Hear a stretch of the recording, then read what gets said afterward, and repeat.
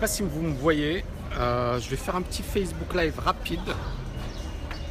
Une belle journée à Dubaï, on n'est pas loin de Burj Khalifa, je ne sais pas si vous voyez. Très bel endroit. Alors, merci de me confirmer que vous m'entendez bien, que vous me voyez. Je vais faire un petit Facebook Live très rapide. Hein. Bonjour Charles. Ok, super. Salut Charles. Parfait. Bon, petit Facebook Live sur une question qu'on m'a posée. Donc, vous savez que j'ai fait une vidéo par rapport à la robotisation, par rapport à l'automatisation. Et je disais que justement, le monde va changer et que nos emplois seront en difficulté. Je profite rapidement pour réagir par rapport au YouTube Live que j'ai fait hier, Facebook Live. On a eu énormément de retours. Beaucoup de personnes ont insisté sur Asselineau, sur le fait effectivement qu'il fallait sortir de l'euro. Que Asselineau, par exemple, c'était quelqu'un qui était diplômé de l'ENA, c'était quelqu'un de brillant et qu'il fallait le suivre parce que c'était quelqu'un de brillant. Moi, encore une fois, je pense que les politiques vont dire aux gens ce qu'ils ont envie d'entendre. Si c'était aussi simple que ça de sortir d'une zone monétaire, ça se saurait. Donc ça veut dire quoi? Ça veut dire que, comme je l'ai dit hier, et encore une fois, je reviens sur la logique, la rationalité. Est-ce qu'on peut s'amuser à jouer aux apprentis sorciers? Est-ce qu'un homme politique peut se dire, bah tiens, on va essayer et on va voir ce que ça va donner? L'euro, ça a demandé énormément de temps, énormément de sacrifices, énormément de dépenses. D'accord? Je ne dis pas que c'est parfait, loin de là. D'ailleurs, je suis d'accord avec certains points de Asselineau, notamment lorsqu'il parle du fait que l'euro n'est pas une zone monétaire optimale, et il a raison. Mais, et c'est là le truc, c'est la solution, c'est sortir. Et après, comment dirais-je, quelles sont les conséquences? Quelles sont les conséquences? Et c'est là où effectivement il faut avoir une certaine indépendance d'esprit. D'accord? Donc ça, c'est le premier point que je voulais développer. Le deuxième point que je voulais développer, ça concerne la robotisation, l'automatisation. Est-ce que les robots vont détruire tous les emplois? Et est-ce qu'on sera dans une situation où finalement les études ne serviront à rien? Et donc c'est une personne qui m'a dit bonjour Michael, bonjour Kevin. Donc une personne, alors je vous montre, c'est un très très bel endroit à Dubaï. Une personne m'a écrit et m'a dit voilà, moi je veux faire des études de médecine, mais d'après ce que tu dis, ça ne sert à rien de faire des études de médecine. J'ai jamais dit ça. J'ai pas dit que les études ne servaient à rien. D'ailleurs, j'étais très précis. J'ai dit mais les études ne suffisent plus. D'accord? Étudier c'est bien, avoir des diplômes c'est bien, c'est un plus. Ça va vous apporter énormément de choses. Mais vous devez étudier en permanence, vous devez étudier toute votre vie, vous devez vous améliorer en permanence. Si aujourd'hui, on est où on est à la TKL, si aujourd'hui on a réalisé ce qu'on a réalisé, c'est pas parce que je me suis dit j'ai plein de diplômes, je vais arrêter d'étudier, je vais arrêter d'apprendre.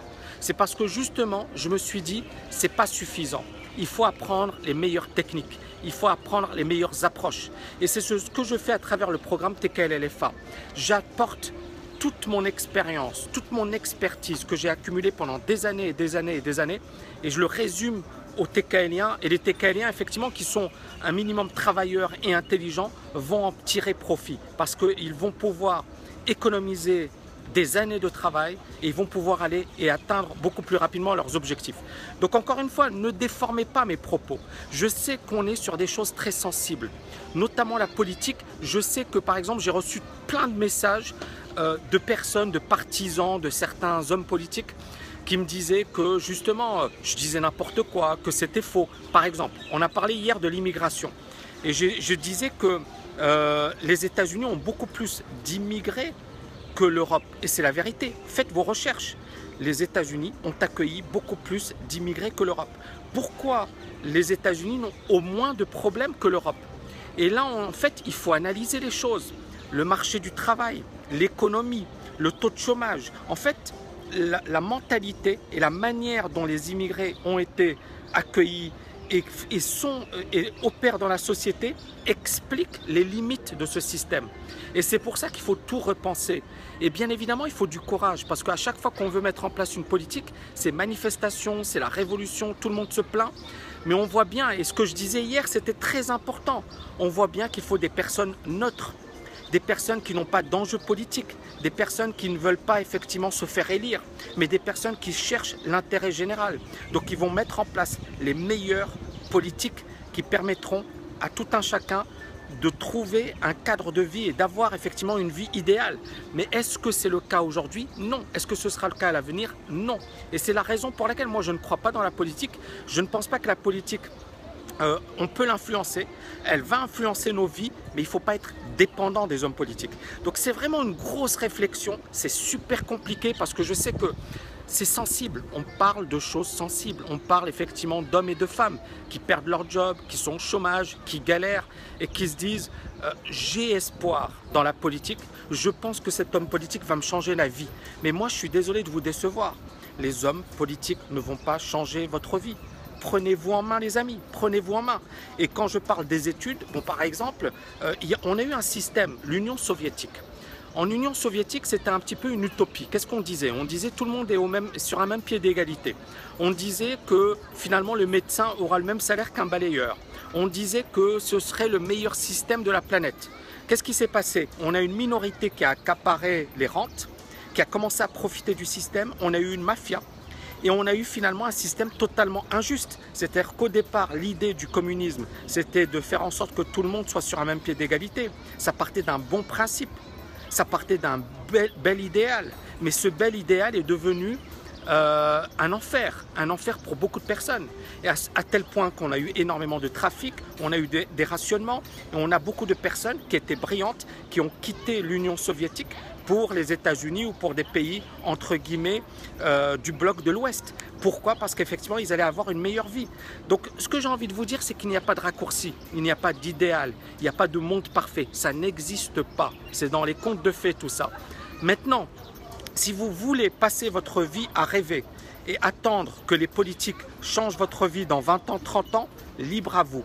Si par contre, vous voulez aujourd'hui vous prendre en main et changer votre destin, j'espère vous donner des conseils pertinents et j'espère que vous comprendrez la teneur de mes propos. Quand je parle de la politique et quand je vous dis je m'en fiche de la politique, ça ne veut pas dire que la politique n'est pas importante. Ça veut dire que la politique ne va pas changer ma vie. Ça veut dire que j'ai vécu plusieurs hommes politiques, plusieurs présidents. Ce ne sont pas ces présidents qui ont changé ma vie.